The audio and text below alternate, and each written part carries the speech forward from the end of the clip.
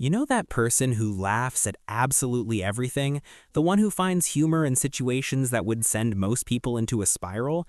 Yeah, they've probably been through some stuff. And I'm not talking about a bad haircut in middle school. I'm talking about the kind of experiences that fundamentally rewire how you see the world. Let me paint you a picture. Someone cuts them off in traffic. Road rage? Nope. They're already mentally 3 steps ahead, wondering if that driver is having a bad day, going through a divorce, or maybe just really needs to pee. Because when you've survived your own storms, other people's rain showers just hit different. Here's what nobody tells you about people who've endured too much. Their brain literally operates on a different frequency. It's not broken, it's trained by necessity to become this survival masterpiece that's still learning how to exist in a world where the threat is no longer real. But there's something even stranger happening beneath the surface. These people develop what's basically an immunity to life's chaos. Not immunity to pain, but to being completely demolished by it. They've learned that survival isn't just possible, it's inevitable. This is where things take a turn. You'd think someone who's been through hell would be cynical, right? Bitter, closed off. But often, it's the complete opposite. They become the most empathetic people you'll ever meet. And I mean aggressively empathetic. They can spot pain in others from a mile away because they've memorized that language fluently. A slight shift in your tone? They noticed. That forced smile? Yeah, they're already planning how to check in on you later without making it weird.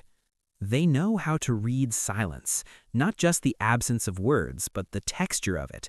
Whether it's heavy, disappointed, irritated, or simply tired, they sense changes in atmosphere the way others sense changes in weather. Most people walk into a room and see furniture. They walk in and see emotional temperature. And here's something beautiful that comes from all this pain. They often experience what psychologist Richard Tedeschi calls post-traumatic growth.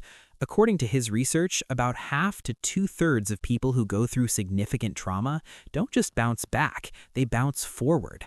Their relationships deepen, their priorities crystallize, their appreciation for ordinary moments becomes almost comically intense. They'll literally tear up at a good sunset, and they're not even embarrassed about it.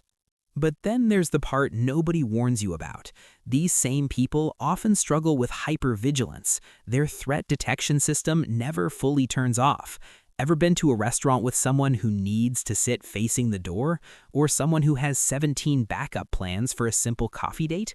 That's not paranoia. That's a nervous system that learned the hard way that safety is a luxury, not a guarantee. And here's something that'll mess with you. They often downplay their own experiences. Constantly. Oh, it wasn't that bad. Other people have it worse. I'm fine, really. It's like they've developed an allergy to being perceived as victims. They've survived by telling themselves they're okay, so admitting struggle feels like failure. The irony is almost painful. Let's talk about relationships for a minute. People who've been through too much often become either incredibly loyal or incredibly distant, sometimes both simultaneously, which is as confusing as it sounds. They'll show up for you at 3 a.m. without hesitation, but ask them to be vulnerable about their own needs, suddenly they're busier than a one-armed juggler at a circus. Why? Because closeness has historically come with consequences. When your early experiences taught you that connection can be unpredictable, your nervous system doesn't relax when someone gets close. It braces.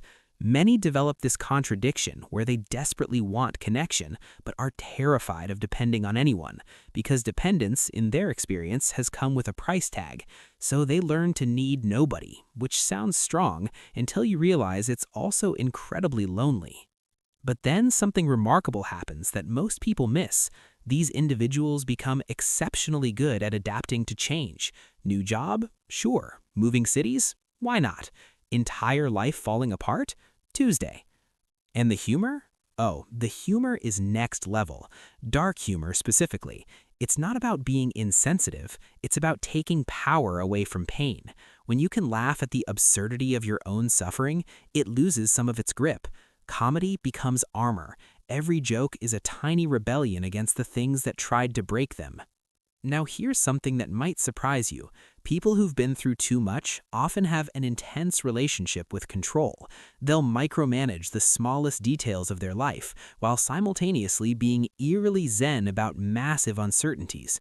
Why? Because they've learned that the big stuff is often beyond their control anyway, but the small stuff, that they can manage. So yes, they'll have an existential crisis about which coffee mug to use, while remaining totally chill about career uncertainty. The contradiction is the point. They're walking paradoxes, tough but tender, guarded but generous, hopeful but realistic. They've learned that you can hold two opposing truths simultaneously. Life can be beautiful and brutal, often in the same breath. But here's what rarely gets acknowledged. There's a grief underneath all of this. Not the grief of losing someone, but the grief of losing themselves. They grieve the version who trusted easily, the version who laughed without checking the room first, the version who didn't rehearse conversations or anticipate danger in every silence. They grieve the self that felt light, the self that didn't worry about being too much or not enough, the self that moved through the world without tightening their chest at every uncertainty. How do you explain you miss a version of yourself you barely remember? How do you tell someone that you're homesick for a place that existed only inside your own mind? A childhood you didn't fully get to live, a softness you didn't get to keep, a freedom you learned about too late. This grief doesn't break them, it shapes them. It makes them quieter, more observant, more intentional. It turns them into someone who cherishes peace because they know the cost of chaos. Someone who values safe people because unsafe ones taught them how much it hurts. And maybe that's the real psychology here. People who've gone through too much don't just survive, they develop a complex, nuanced understanding of what it means to be human. They know that strength isn't about never falling apart, it's about how many times you can reassemble yourself, even when some pieces don't fit the same way anymore. Their survival became insight, their pain became compassion, and without even noticing, they became something rare, a lighthouse, not because their life was gentle, but because they learned to navigate storms that would have broken others. A lighthouse doesn't shine because it's perfect, it shines because it remembers the darkness. So the next time you meet someone who seems a little too okay with chaos, a little too comfortable with uncertainty, a little too quick to laugh at their own pain, just know they've earned that wisdom. Every joke, every boundary, every moment of unexpected depth. They've gone through too much, and somehow they're still here, still trying, still finding reasons to hope. That's not just psychology, that's poetry in motion. If you hit home with this, please subscribe. And if you want to support these deep dives, hit that join button to become a channel member. I would genuinely appreciate your support. Here's some more videos that I think you'll resonate with.